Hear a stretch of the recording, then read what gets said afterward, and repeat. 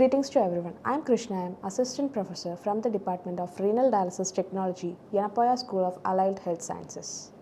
Today, in this session, I will be discussing about the indications for dialysis. Beginning with the specific learning objectives. At the end of the session, the attendees will be able to gain knowledge on clinical, biochemical and emergency indications for dialysis, indications for dialysis in acute and chronic cases and the contraindications for dialysis. Before going in depth of the topic, I would like to introduce few things about kidney and dialysis. As we all know, humans are having two kidneys which play some major role in our body, including acid-base balancing, water regulation, electrolyte balancing, toxin removal, blood pressure regulation, endocrine functions such as production of hormones like erythropoietin and renin, and vitamin D activation. When the kidney fails, there will be a decline in the functions of kidney which can lead to some serious health issues. With the help of dialysis, we can replace some of the major functions of the kidney, and dialysis is an artificial process where we can remove excess water and waste substances from the blood with the help of an artificial kidney called as dialyzer. The indications for dialysis is categorized into three: clinical indications, biochemical indications and emergency indications. Okay. Moving forward with the clinical indications.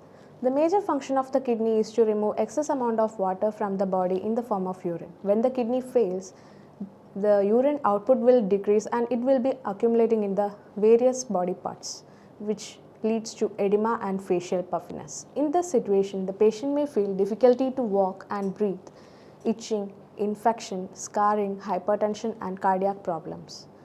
When we do dialysis for these patients, the excess amount of fluid present in the body will be filtered out with the help of a dialyzer, and the principle behind this is ultrafiltration. Breathing difficulty is common in renal failure patients. It can be due to a pulmonary edema, which is the fluid accumulation in the lungs, or due to pleural effusion, that is the fluid accumulation in the pleural cavity. It can lead to chest pain, feel drowsy, wheezing or a fever, hypoxia, ischemia, or which will lead to shock in these patients. While doing dialysis, the excess amount of water will be removed out, which make the patient feel comfortable. The another clinical indication is uremic pruritus. It is due to the accumulation of urea in the blood, which can lead to itching, scarring and bleeding in renal failure patients. While doing dialysis, the accumulated urea will be removed out with the help of a dialyzer, and the principle behind this is diffusion and convection.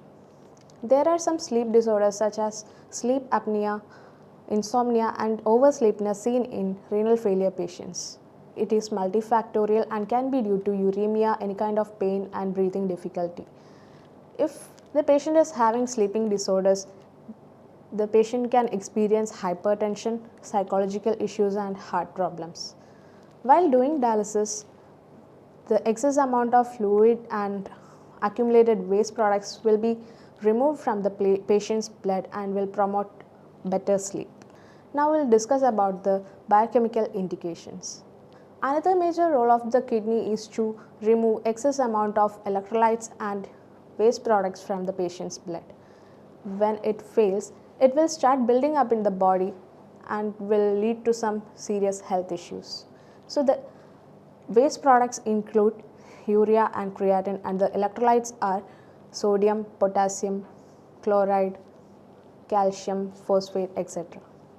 The elevated urea and creatinine level can lead to platelet dysfunction, bleeding, encephalopathy, inflammations, nausea and vomiting, hypothermia, itching, anemia, bone problems, heart problems, seizures and coma in renal failure patients. While doing dialysis, the accumulated urea can be removed with the help of a dialyzer, and the principle behind this is diffusion and convection. The another biochemical indication is hyperkalemia. It is the increased level of potassium in the blood, which can lead to abdominal pain, diarrhea, nausea and vomiting in the mild cases, and can cause cardiac complication, muscle weakness in the severe cases. While doing dialysis, the excess amount of potassium present in the blood will be diffusing to the dialysate in the dialyzer, and it will be removed so that the blood potassium level can be managed. Hyperphosphatemia is the increased phosphate level in the blood, which can lead to bone diseases, heart diseases, and hypocalcemia in renal failure patients. When we start dialysis, the excess amount of phosphate in the blood will be filtered out with the help of dialyzer, and we can reduce the complications in the. The next biochemical indication is low bicarbonate level in the blood, or it is also called as metabolic acidosis. It can be due to increased hydrogen ions in the blood or due to the decreased production of bicarbonate ions from the kidney. It is a serious health issue which can cause cardiac dysfunction, hypotension, which will lead to death, and there is an increased risk of infection and progression of renal failure in this situation. While doing dialysis, the dialysate is having more amount of bicarbonate ion, which will be diffusing to the blood of the patient and increase the bicarbonate level in the patient's blood. The last category, emergency indication. It shows the patient need immediate attention, or we have to start dialysis for these patients immediately.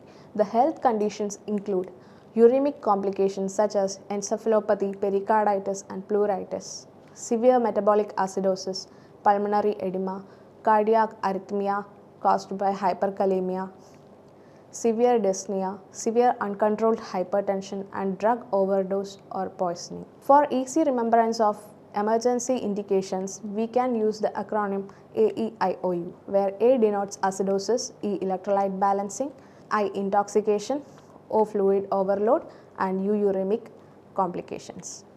As it is shown in the table, there are few dialysable drugs or toxins which can be removed with the help of a dialysis. Isopropyl alcohol, salicylate, theophylline, uremia, methanol, barbiturates, lithium, ethylene glycol, and dabigatran. There are few peculiarities for these drugs or toxins, which include low molecular weight, high water solubility, low protein binding, long half-life, and low volume of distribution. In an acute case or in a sudden onset, we have to do dialysis if the patient is having severe acidosis, severe electrolyte imbalance, intoxication, fluid overload, and uremia. And in chronic cases, we can start dialysis if the patient is having symptoms of uremia and GFR is less than 15 ml per minute. And if the patient is having symptoms, or if the patient is not having any symptoms, we can start dialysis if the GFR is less than 6 ml per minute. In diabetic kidney disease patients, we can start dialysis if the GFR is less than 30 ml per minute. Now we'll see when to start dialysis for a patient. In previous days, the dialysis was only offered for the patients who were having uremic complications or uremic symptoms and at the risk of imminent death. And nowadays, as per the KEDOCI and European guidelines, we can start dialysis if a patient is having GFR less than 15 ml per minute. And UK Renal Association guidelines says that we can start dialysis if the GFR is less than 10 ml per minute. There are some advantages of starting dialysis in the early stage. That are, we can improve the rehabilitation of the patient. That means the patient can still continue his job, and we can reduce the complications which is seen in first few dialysis. And the patient will not become ill if there is a delay in starting dialysis. That means there is a poorly draining PD catheter or poorly functioning vascular access. Also, we can promote the nutritional status of the patient and avoid the emergency need of dialysis for the patients. Not only indications, there are few contraindications for dialysis, which include advanced malignancy, dementia, mental retardation, hepatorenal syndrome, hypotension unresponsive to vasopressors, terminal illness, high risk of cardiovascular problems. As the summary, dialysis is an artificial process used to remove excess amount of water and waste products accumulated in the renal failure patient's blood with the help of an artificial kidney called as dialyzer. There are few indications which shows we have to start dialysis for the patients, which include clinical symptoms, biochemical symptoms or emergency symptoms. These are the references. Thank you.